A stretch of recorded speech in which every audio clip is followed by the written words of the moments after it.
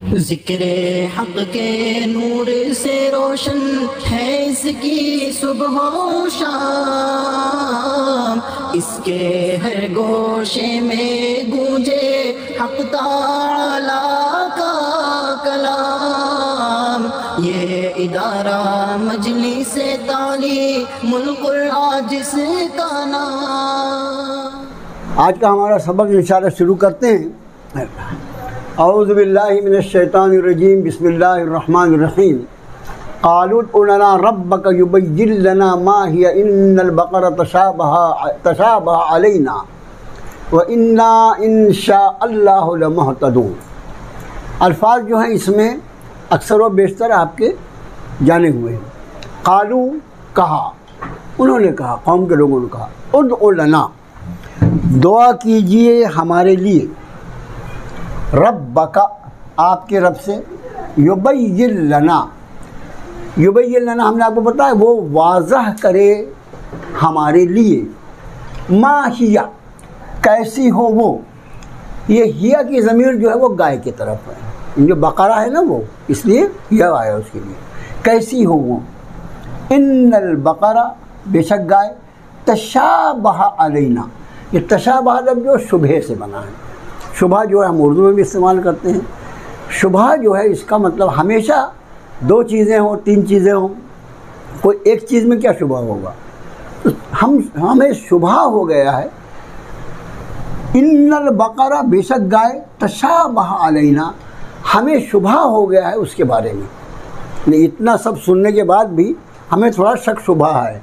وَإِنَّا، بے شک ہم، انشاء اللہ، یہ تو ہم اور آپ بولتے ہیں الحمدللہ، اور ہر مسلمان کو چاہیے کہ کوئی بھی کام جو مستقبل کا ہو، بعد میں ہونے والا، اس کو بغیر انشاءاللہ کے نہ بولے۔ مسلمانوں میں عادت نہیں ہے، میں آ رہا ہوں، میں جا رہا ہوں، میں کر دوں گا، میں کھا لوں گا، میں پی لوں گا، بہت بیکار کی باتیں ہیں۔ قرآن شریف نے اپنے نبی سے فرمایا صلی اللہ علیہ وسلم، وَلَا تَقُولَنَّ لِشَيْءٍ إِنِّي فَاعِلٌ ذَلِكَ غَدًا إِلَّا أَن يَشَاءَ اللَّهُ۔ اے نبی صلی اللہ علیہ وسلم، آپ کسی کام کے لیے ایسا نہ کہیے کہ میں یہ کل کروں گا، مگر اس میں اللہ کے چاہنے کو شامل کر لینا۔ اس لیے کہ ہمارا اگلا لمحہ جو ہے ہمیں جو میسر ہے وہ صرف اللہ کے دینے سے ہے۔ اگلا لمحہ اللہ کے دینے سے، اس کا ایک مومن اگر احساس نہیں کرے تو کون کرے گا؟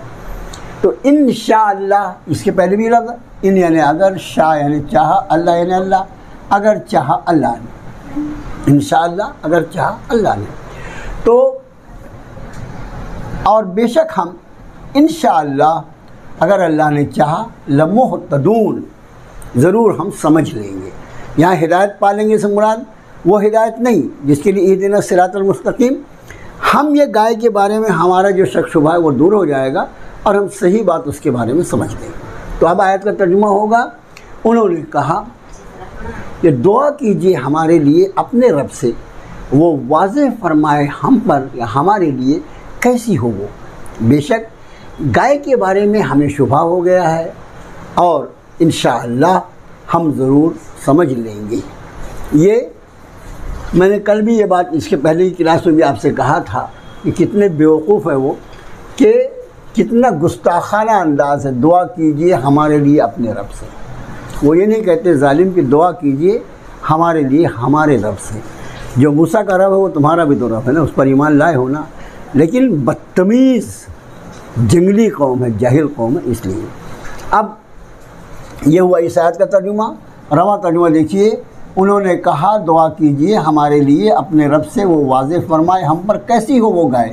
بے شک گائے کے بارے میں شبہ ہو گیا ہمیں، اور بے شک ہم انشاءاللہ ضرور سمجھ لیں گے۔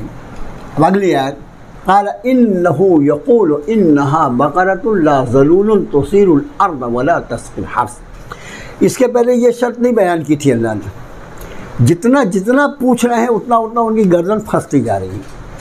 اس آیت نے فرمایا، ارشاد فرمایا، حضرت موسیٰ نے کہا، قال حضرت موسیٰ نے کہا، انہو، بے شک وہ، یقول فرماتا ہے، یعنی اللہ فرماتا ہے، انہا، کہ بے شک وہ گائے، لا ذلول، ذلول جو ہے یہ ذل سے بنا ہے، ذال لام لام، اس کا مطلب ہوتا ہے کسی چیز کو، دیکھو کوئی بھی چیز کام میں لگائی جاتی ہے، جیسے کوئی جانور کو کسی کام میں لگانا ہے تو جانور ایسا گردن اس کی جھکی ہوئی رہتی ہے.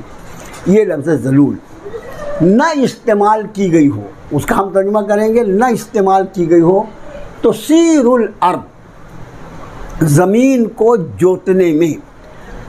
کسان جو ہوتا ہے وہ زمین جوتتا جو ہے، اس میں زمین میں بیج ڈالنے کے پہلے یہ جوتائی کا پورا کام جو ہوتا ہے وہ گائے بیل سے ہوتا ہے.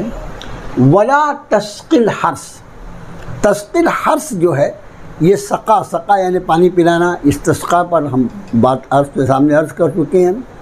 اور نہ پانی دینے میں کھیتی کے، اس کے لیے لفظ استعمال ہوتا ہے سچائی، یعنی نہ وہ زمین کے جوتنے میں استعمال ہوئی ہو، نہ کھیتی کو پانی دینے میں.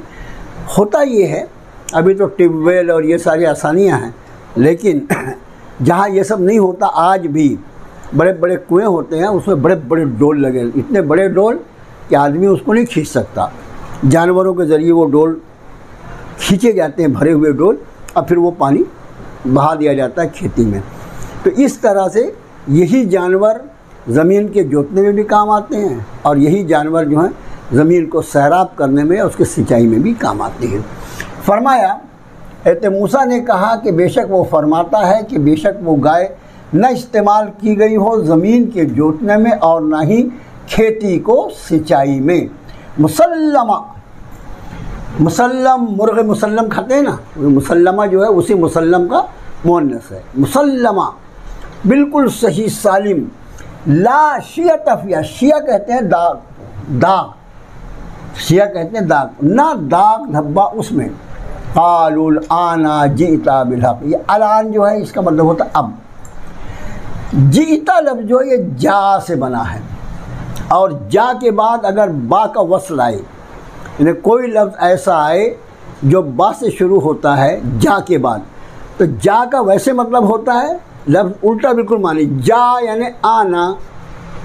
کچھ الفاظ عربی میں ایسے ہے جیسے لا، اب لا تو وہ بولے گا جا نہیں لائے گا، لا یعنی نہیں. کوئی آپ کو کچھ تقسیم کر رہا ہے اور آپ نے کہا لا، تو آپ کا ہاتھ کو نہیں دیکھے گا، ایسا بلا رہے وہ لا آپ نے بولے تو وہ لے کے چلا جائے گا، یہ آپ کو نہیں ہونا. تو اسی طرح جا جو ہے عربی میں جا کا مطلب ہوتا ہے آنا، لیکن جب جا کے ساتھ با کا وصل آئے تو اس کا مطلب ہوتا ہے لانا. تو اس کا مطلب ہوگا انہوں نے کہا اب لائے آپ سچی بات. فَذَبَحُوهَا، پھر انہوں نے ذبح کیا اسے، یہ ہا کی ضمیر پھر گائے کی طرف. وَمَا كَادُوا يَفْعَلُونَ، یہ کادو جو ہے وہی کادا سے ہے. يَكَادُ الْبَرْقُ يَخْطَفُ أَبْصَارَهُمْ ہم آیت پڑھ چکے ہیں. اور نہیں وہ دکھائی دیتے تھے کرتے ہوئے، ان کا ارادہ کرنا لکھا نہیں تھا. وہ سوال در سوال اس لیے کر رہے تھے کہ وہ یہ سوچ رہے تھے کہ اپن اتنا پوچھو کہ اللہ تعالیٰ یہ فرما دے جاؤ تم نہیں کرنا مت کرو، بھاگو یہاں سے. لیکن کوئی شخص اللہ کی ذات کے بارے میں ایسی بات سوچے اس سے زیادہ کوئی حرکت نہیں ہو سکتا. دیکھو جب حضرت موسیٰ علیہ السلام کے ذریعے انہیں حکم فرمایا گیا تھا کہ ان تذبحوا بقرہ، ان اللہ یامرکم ان تذبحوا بقرہ، اللہ تمہیں حکم فرماتے ہیں کہ ایک گائے ذبح کرو. ان کا کام کیا تھا؟ کیسی بھی ایک گائے لاتے، بسم اللہ اللہ اکبر کر کے ذبح کرنے تھے. ٹھیک ٹھاک میں ذبح کرے گا جب آدمی اللہ کے نام پر تو جانور لنگڑا لوڑا تو نہیں رہے گا نا، ٹھیک ٹھاک جانور. لیکن جب انہوں نے اپنی ہوشیاری بتائی تو اس کے نتیجے میں پھر ان کی گردن پھنس گئی. اب آپ انداز کرو، اس کا رنگ گہرا زرد ہونا چاہیے، جیسا پچھلی آیتوں میں گہرا زرد رنگ ہونا چاہیے. تسر الناظرین، دیکھنے والوں کو بہت خوبصورت لگے. پھر اور پوچھا تو یہ نئی شرط آ گئی کہ اس کے علاوہ یہ کہ وہ جانور، اب یہ بتاؤ کہ ایسا جانور جو کبھی بھی نہ کھیتی جوتنے میں نہ پانی دینے میں استعمال ہوا ہو، مطلب ایسا جانور ڈھونڈنا اتنا آسان ہے کیا؟ آسان ہے. کوئی جانور پیدائش سے کسی کسان نے اس کو پالا ہوگا اور وہ پوری اس کی ہسٹری شیٹ جو جانتا ہوگا وہی بتائے گا کہ صاحب اس کو میں نے بڑی محبت سے پالا ہوں، کبھی اس سے میں نے زمین نہیں جوتا اور کبھی اس سے میں نے پانی نہیں سیراب نہیں کیا. وہ اور اس کے بعد لا شیعۃ فیہا، پھر ایک داغ نہیں ہونا. جانوروں عام طور سے جانوروں کا یہ ہوتا ہے ایک جیسا رنگ رہتا ہے، کہ کہیں نہ کہیں ایک آدھ داغ رہتا ہے، خاص طور سے چہرے پر، اس کے منہ کے آزو بازو کہیں نہ کہیں کوئی داغ رہتا ہے۔ ایسا جانور ڈھونڈنا جو اتنی ساری شرائط کو پورا کرتا ہو، یہ اللہ نے تو نہیں فرمایا تھا۔ اللہ نے تو فرمایا تھا ایک گائے ذبح کرو، تم نے کیوں اتنا مسئلہ پوچھا؟ حضرات صحابہ کرام رضوان اللہ تعالیٰ علیہ مجمعین نبی کریم صلی اللہ علیہ وسلم سے کوئی ایسے سوال در سوال نہیں کرتے، جتنا حکم آیا جیسا وہ اس کو مناسب سمجھتے تھے اس پہ عمل پیرا ہوتے تھے۔ آپ صلی اللہ علیہ وسلم ان کی اصلاح ہوئی، نہیں یہ کام ایسے نہیں ایسے کرنا، ہو گیا۔ یہی وجہ ہے کہ ہمارے یہاں مسائل جو بہت آسان ہیں، انہوں نے اتنا پوچھا، اس کے نتیجے میں اتنا سب کچھ، پھر رب تعالیٰ نے فذبح ہوا، انہوں نے ذبح کیا تو وما کادوا یفعلون، وہ کرتے ہوئے دکھائی نہیں دیتے تھے۔ اس کا مطلب اللہ تو دلوں کے راز کو جانتے ہیں، دل میں کیا سوچ رہا ہے آدمی۔ ان کا ارادہ ہی یہ تھا کہ سوال در سوال کر کے ہم اس جانور کو ذبح کرنے سے بچ جائیں، لیکن اللہ کے فیصلے کو کون ٹال سکتا ہے؟ انہوں نے ذبح کر دیا۔ اب آگے وَإِذْ قَتَلْتُمْ، یہ لفظ آپ کو اور جب تم نے قتل کیا، قتل ہے نا قتل، تم یعنی تم، اور جب تم نے قتل کیا نفساً ایک جان کو، فَدَّارَأْتُمْ، تم یعنی تم، فَدَّارَأْ کا مطلب ہوتا ہے جھگڑنا، فَدَّارَأْتُمْ پھر تم جھگڑنے لگے، فیہا اس معاملے میں۔ ایک آدمی کا قتل کر ڈالا ان لوگوں نے، جب ایک آدمی مر گیا، قتل کیا گیا، تو اس کا کوئی قاتل ہوگا نا، لیکن قاتل جو ہوگا بھاگ گیا وہ۔ اب اس کے بارے میں جھگڑا شروع ہوا، قاتل کون ہے، اس کو کس نے قتل کیا، دو گروہ بن گئے، ایک اس کا خاندان جو مقتول تھا، دوسرے وہ لوگ جو اس قتل میں ان کو لگا اچھا ہوا مر گیا یہ، کچھ ایسے لوگ بھی ہوں گے۔ تو رب نے فرمایا تم اس میں جھگڑنے لگے، واللہ مخرجم، اور اللہ مخرج، خرج یعنی نکلنا، مخرج یعنی نکالنے والا، واللہ مخرجم، اور اللہ نکالنے والے تھے، ظاہر کرنے والے تھے، ما کنتم تکتمون، اس چیز کو جو تم چھپا رہے تھے۔ اب وہ آگے کیسے اس کا وہ ہوا، اس کو کیسے اللہ تعالیٰ نے ظاہر فرمایا، وہ اگلی آیت میں انشاءاللہ ہم اگلی کلاس میں پڑھیں گے۔ لیکن یہ کہ ظاہر ہے کہ کوئی بھی قاتل جو ہے کبھی بھی یہ نہیں چاہے گا کہ اس کا جرم ثابت ہو، اور وہ بھی جہاں ایسی شریعت چلتی ہو کہ قاتل کو اس کو قتل کر دیا جائے، یہی سزا ہے۔ تورات میں بھی یہی سزا تھی، قرآن شریف کے روشنی میں بھی یہی سزا ہے، آج بھی قاتل جو ہے اس کو قتل مقتول کے بدلے میں قتل کر دیا جاتا ہے، اور اس کے بعد اس کے خاندان کے لوگ اس کو معاف کر دیں اور خون بہا وغیرہ وغیرہ، وہ ایک الگ مسئلہ ہے۔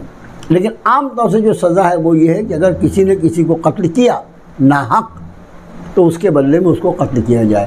اس لیے قاتل جو ہوا چھپا ہوا تھا، اور یہ چاہتے تھے کہ قاتل چھپا ہی رہے، لیکن اللہ کا ارادہ یہ تھا کہ اس قاتل کو اللہ تعالیٰ ظاہر فرما دے کون کس نے اس کو قتل کیا ہے، اور پھر اگلی آیت میں اس کا تذکرہ آئے گا۔ اس کا ہلکا سا اشارہ ابھی سے آپ سمجھ لیں کہ اللہ تعالیٰ نے وہ جو جانور انہوں نے ذبح کیا تھا گائے، اس گائے کے بارے میں رب تعالیٰ نے فرمایا کہ اس کا کوئی ٹکڑا جو ہے وہ اس کے جسم سے مس کر دو، اور جیسے وہ ٹکڑا اس سے مس ہوا وہ مردہ زندہ ہو گیا، اور زندہ ہو کے اپنے قاتل کا نام بتایا اور مر گیا۔ اب مجھے بتاؤ، جو لوگ وہاں موجود رہے سب نے دیکھا ہوگا نا کہ بھئی یہ مردہ زندہ ہوا، پھر اس نے اپنے قاتل کا نام بتایا، پھر اللہ نے اس کو موت دے دی۔ اتنی بڑی نشانی دیکھنے کے بعد آدمی کے دل پر کتنا اثر ہونا چاہیے، لیکن یہ سخت دل لوگ تھے، ان پر اس کا کوئی اثر نہیں ہوا۔ اگلی آیت میں اس کی انشاءاللہ تشریح آئے گی، وہ اللہ چاہے تو کل انشاءاللہ کریں گے، اور تب تک کے لیے السلام علیکم ورحمۃ اللہ وبرکاتہ۔